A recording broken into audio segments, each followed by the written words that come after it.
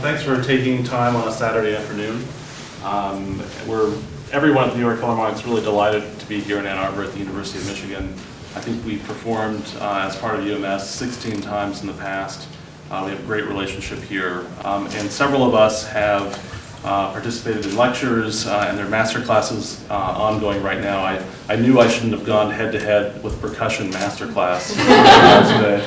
It's always a losing proposition for an arts executive. And I also, before I start, I would really want to thank everyone here at Michigan who's been so helpful. Mark, who's here somewhere. There he is in the back. Mark Clegg and everyone at the School of Music, and also to Arts Enterprise for having me here today. So I'm not going to give you the facts and figures of the New York Philharmonic and the orchestra. It really is America's oldest orchestra, major orchestra. I think we're poised to do we are doing a lot of great things and are poised to do even more in the future. So what are we doing right now? We obviously play traditional symphonic concerts. We do roughly 30 weeks of subscription classical concerts every year. We do a lot of what we call non-subscription concerts. So when the orchestra gets back, we're actually doing 5 performances of a semi-staged version of Rodgers and Hammerstein's Carousel. We have a ever sort of broadening or expanding sort of palette of concerts that we're looking to do. So we are obviously rooted in the classical tradition, the classical symphonic tradition, but the orchestra is incredibly versatile, and so we're looking at all the ways we can really show their virtuosity in different types of music. So how did I get here? John told you a little bit about my background, but I'll give you the Reader's Digest version, and I don't mention this just because it gives me pleasure to walk through my resume, but just to have a conversation with you about the different paths to get to a position like this. I did all the things that you do when you're a young musician and did my darndest not to go to class as much as possible. I tried to practice as much as I could and tried to really stay focused on really being a performance major. I don't recommend that path in terms of not going to your classes, by the way. Certainly wouldn't skip music college. Absolutely. I say that not to make light of it, actually, because I would actually tell you that going back, I would really do things differently now, especially doing what I do now versus being a musician. How do you think about not just being an arts administrator or an arts manager, but how do you think about actually coming in to an organization? And they're really pretty obvious, so I thought I'd walk through. So coming from the inside, so ascending inside an organization, especially to the top management position, here are the advantages. You know the landscape already. You kind of know what the challenges are, what the issues are, or hopefully you do. If you've been paying attention, you know who the key players are. So you know the key people in the orchestra, the key people on staff, the key people on the board, major donors. You have a sense of who those people are, so you're not learning a whole new cast of characters. It was really at a crisis point. So it was helpful that I kind of had a sense of what needed to be done and could put it into action fairly quickly. But also coming from the inside can pose problems, and I think some of you would know this even from experiences that you've had thus far. That all of a sudden, instead of being one of the team, you're the leader of the team. There's also no opportunity to press the reset button. So once you're in and you ascend to this position, you're in it, and there's not a lot of time for reflection or sort of stopping and saying, okay, now how do I want to be an executive director or a CEO for this organization?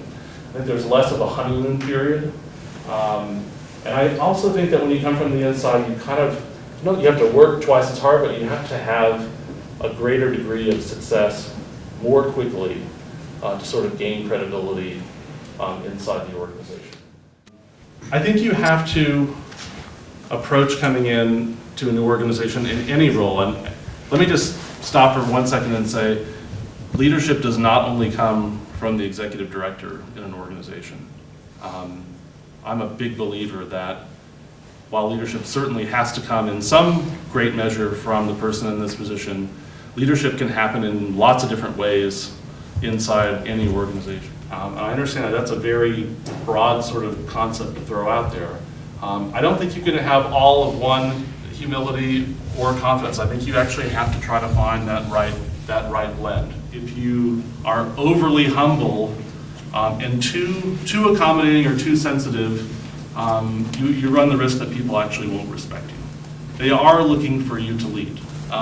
You need to figure out a way to assess the organization's strengths, its weaknesses, where the real challenges are, but also where there are opportunities.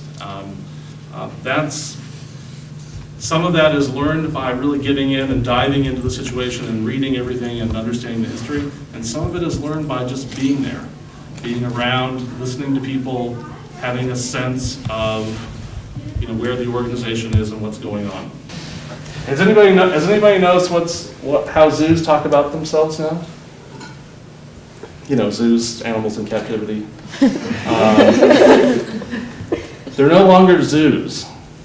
They're conservation organizations. Has anybody noticed that? They're not just, yeah, they're okay, they've got animals in captivity, but they're actually conservation organizations now. So they are looking at environmental causes, they're looking at natural habitats of animals who are facing, endangered species or extinction. Again, back to my point, they're more than just a zoo now. They're starting to develop themselves as a broader resource. So I think that's something interesting for us all to think about. So look, I had a little bit more I was going to tell you about the field, but I'm happy just to open it up to questions from people, and I certainly appreciate you listening to me ramble for 45 minutes. So, questions?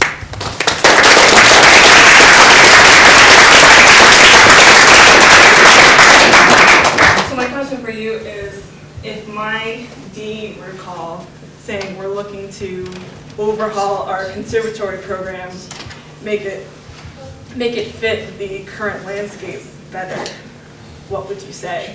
Like, what recommendations might you have? There's no question that the conservatory field is looking at the way it trains musicians right now, for a variety of reasons. A, because the landscape is really tough.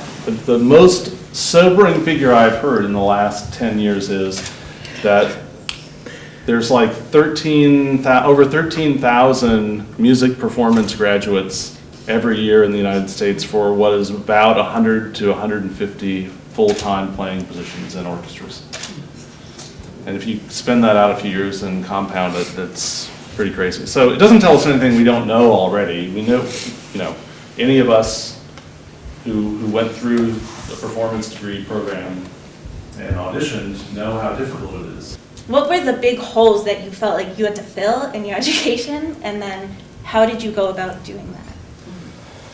Well, look, I did the fellowship program for the League, which was the League of American Orchestras, which really helped fill in some of that, because they give you very specific training while you're there. Like, I couldn't read a balance sheet, and I couldn't read a profit and loss statement when I started. And I remember buying non-profit accounting for dummies and just being absolutely terrified about it. But look, there are always going to be gaps, and there were certain gaps. I remember, so you do this whole year, you're on the road, you work for 4 different organizations. I worked in Aspen and Phoenix and LA and Pittsburgh, and I got to the last assignment in Pittsburgh and I thought, oh my gosh, I've not learned how to raise money during my fellowship year. And you know what? I still felt that way, even when I had my first day as a CEO in Houston. I thought, oh my gosh, they've given me this job and I don't know how to raise money. Yeah. I'm curious about your international program. So you have musicians who are going to Shanghai to elsewhere to teach kids there, but are we bringing anything back? I hope so. Okay, like what? So there's a couple of things I would say about that. The academy that's being created there is being created by the Shanghai Symphony and the Shanghai Conservatory. It's modeled loosely after the Berlin Philharmonic Academy, and there's one in Munich. There's a couple other places that are doing this. So it's really it's like postgraduate orchestral study. You get stage time, you really get an immersive experience in the orchestra. What interests me the most about this setup or other relationships that we might have is actually bringing the most talent. It's going to be like 40, so bringing 40 to New York is pretty tough.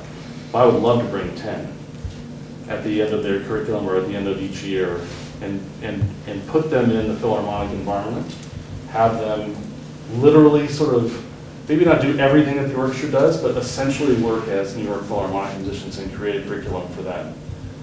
Because I think that could be just one more thing that we could give them. And so it wasn't even a course, it was actually an experience. And just that hands-on, and waking up in the middle of the night thinking, did somebody put the celeste on the truck for the run-out tomorrow? And terrifying moments like that early on. But when I finished the summer, I knew. I really...